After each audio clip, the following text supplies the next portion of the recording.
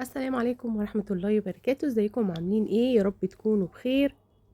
هنعمل مع بعض النهاردة الجمبري بصوص الباتر فلاي. الكمية اللي قدامكم دي ما خدتش اكتر من 10 دقايق تحضير، يعني مش هياخد معاكي وقت خالص. ده غير طبعا طعم الصوص الرهيب بجد، يعني طبق محترم جدا. يعني اعمليه في البيت، اوفر كتير وانضف واحلى طبعا. ان شاء الله باذن الله يعجبكم. او قبل ما نبدا بقى في الفيديو، يلا نصلي على النبي. اللهم صل وسلم وبارك على سيدنا محمد. وما تنسينيش في لايك، ويلا بينا نشوف المكونات.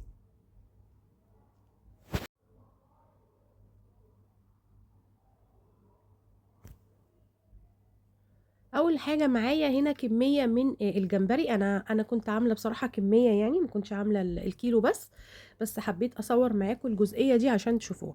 هنا الجمبري مش كبير قوي، اللي هو وسط يعني. عشان انتوا طبعا عارفين 8 كيلو الجمبري الازاز الكبير يعني 8 كبير جدا دلوقتي. فانا صراحه جبت اللي هو المتوسط ده، وكان كويس قوي يعني، ما قالش اي حاجه وكان طعمه جميل.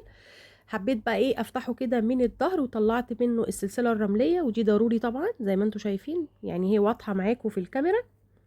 ده التنظيف بتاعه. حاولي وانت بتقصي كده من الجنب، بتقصي القشره طبعا ومعاها قطعه كده صغيره من اللحم، وتضغطي عليها ضغطه بحيث تفردي الجمبريه. انا دي تاني واحده بوريكم بس طريقه شايفين اهو ده الخيط الرملي، يعني هي معده الجمبري بتكون في ظهره، يعني على ما اظن او على ما افهم يعني.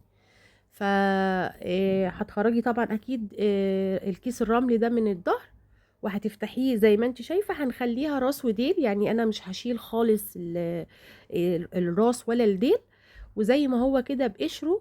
مش هعمل فيه اي حاجه خالص، يعني انا مش بعمل فيه اكتر من ان انا بنضفه. تمام. طبعا طريقه التنظيف بتاعته سهله، ما فيهاش اي حاجه. بس طبعا ايه وانت شغاله في الجمبري بالذات، تكون ايدك خفيفه كده علشان بيكون حساس جدا. عايزه اقول حاجه كمان، انا قصيت كل الخيوط اللي بتبقى موجوده فيه، اللي انتوا شايفينها قدامكم، والرجول بتاعته الكتير، علشان يعني يبقى شكله حلو. وفي نفس الوقت لما اعمل منه كده صوص، يبقى ما يبقاش فيه فتل وفيه شكل مش حلو، يعني يكون شكل غير مرغوب فيه. فدي الطريقه بتاعت التنظيف. اضغطي عليه، باكد عليكي اضغطي عليه علشان لما يتحط على النار ما ينكمش كده، وما يكونش مفرود. هو طبيعي ينكمش شوية، بس مش هينكمش زي ما احنا منضفين الظهر بتاعه. تمام كده كده خلصت اهي الطريقة دي او طريقة التنظيف. انا بس حبيت اطول فيها علشان مهم جدا مهم جدا تطلعي او تخرجي الكيس بتاع الرمل. الخيوط اهي اللي انا قلت لكم عليها دي كلها تتشال، علشان تكون شكل الجمبرية مهندمة كده وحلو. تمام. هي يعني عايزه اقول لكم طبق والله ما اخد في ايدي اكتر من 10 دقايق، وكان ما شاء الله تحفه جدا. وجربوه وان شاء الله تعجبكم. يلا بقى لايك حلو كده علشان نبدأ على طول. انا هنا جريت شويه علشان اوضح. يلا بقى على البوتاجاز على طول كده. اخدت حته كده قطعه من الزبده حلوه، يعني حته قطعه محترمه كده قد معلقه هرميه كبيره، وشويه بسيط او معلقتين من الزيت. تمام، زيت نباتي طبعا. ايه اللي انا هعمله دلوقتي؟ هنزل الجمبري بتاعي عن طريق اللحم او المكان العكس بتاعه، مش القشرة. وهديله دقيقة، هي دقيقة واحدة بس مش اكتر من كده، لان احنا عارفين ان الجمبري ما بياخدش اكتر من دقيقة على النار. انا بقلبها بس، مجرد ما انا بقلب اول واحدة، لما اخلص تاني واحدة ببدأ اخرج او اطلع اللي هي اول واحدة انا عملتها. طبعا هتستمري على الطريقة دي لحد ما تخلصي كل كمية الجمبري بتاعتك. حاولي بالراحة خالص، لانه طبعا زي ما انتم شايفين احنا فتحنا الجمبرية كلها، يعني بتكون اللحم بتاعه ضعيف شوية. في نفس الطاسة بتاعتي نفس المكان، ضفت على السمنة اللي انا كنت شوحت فيها الجمبري قطعة كده من الزبدة تاني، زي ما انتوا شايفين، يعني مثلا قد معلقة كمان، يعني احنا كده استعملنا معلقتين من الزبدة.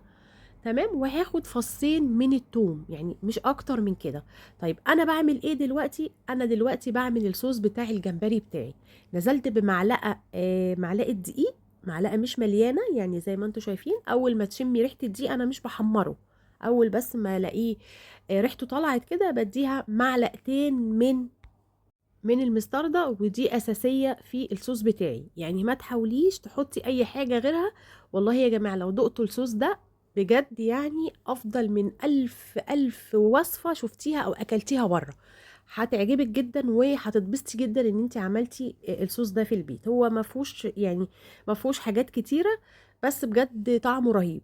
ايه اللي انا عملته دلوقتي؟ انا ضفت دلوقتي حوالي نص كوباية من الحليب. ليه ضفت نص كوبايه من الحليب؟ علشان احرك شويه الدقيق بتاعي ويكون فيه سمك، الصوص بتاعي يكون فيه سمك. تمام. انا مش عايزه الدقيق بتاعي او الخليط بتاعي يكون زي البشاميل التقيل، لا انا عايزاه يبقى اخف شويه من الكريب كده، من عجينه الكريب. تمام. عايزه اقول لكم والله بجد الريحه كانت رهيبه. تقليب بقى مستمر، ما بتروحيش في اي مكان وانت شغاله في الوصفه بتاعتك. رشه بسيطه من الملح، رشة بسيطة جدا من الفلفل الأسمر، ولو عندك فلفل أبيض يفضل طبعا، بس أنا ما عنديش الفلفل الأبيض. وهنا رشة من الجنزبيل البودر.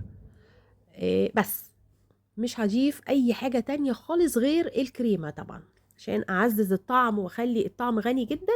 عندي هنا كريمة طهي، يعني أنا هتضيفي حوالي كوباية. الكمية اللي أنا عاملاها دي أنا عاملاها لأكتر من كيلو جمبري يا جماعة، عشان بس تبقوا عارفين. انا هنا استعملت حوالي كوباية من كريمة الخفق. ولو ما عندكيش كريمة خفق عادي جدا ممكن تعملي بالدقيق، تشتغلي بالدقيق وتكملي. بدل ما تحطي معلقة تحطي معلقتين دقيق وتكملي كوبايتين من اللبن. تمام كده. اخر حاجة هحطها نص ليمونة، نص عصرة ليمونة، ودي مهمة جدا في الطعم. بتعادل طعم المستردة مع الحمض بتاع الليمون، بجد بتديكي طعم حلو جدا. وتحسي كده ان انت مش عارفه تميزي ايه الشيء اللي انت بتاكليه. فده بجد دي الوصفه بتاعته. آه رهيبه رهيبه، مش قادره اتكلم بجد. اخر حاجه بقى رشه كده، رشه بسيطه كده من الشبت. يعني قولي معلقتين مفرومين حلوين من غير طبعا العيدان بتاعتها. ولو مفيش عندك شبت ممكن بقدونس وتقطعيه قطع صغيره جدا جدا جدا، يعني ما تبقاش فيها عروق. وهيديكي نفس الغرض. اول ما يغلي اول غلوه معايا خلاص تمام على كده. تدوقي بقى بطرف المعلقه بتاعتك وتشوفي ايه بالنسبه للحدق بتاعه. هو كان مظبوط معايا، وهنا كده خلاص خلصت الطبق بتاعي. هو هنا بقى المفروض كنت يعني ضفت بس الصوص في النص او منتصف الجمبريه بالظبط. لكن انا من جمال الصوص بصراحه انا غرقت الطاجن بتاعي كله صوص. وكنت بجد يعني عايزه اقول لك باكله بالمعلقه. والله جربوا ان شاء الله يمشي معاكوا. على فكرة مش شرط جمبري، لو عاملة اي سمك فيليه هيمشي معاكي. ولو عاملة اي سمك طريقته في الفرن بردك صوص هيكون معاكوا. اشوفكم باذن الله في فيديو تاني، والسلام عليكم.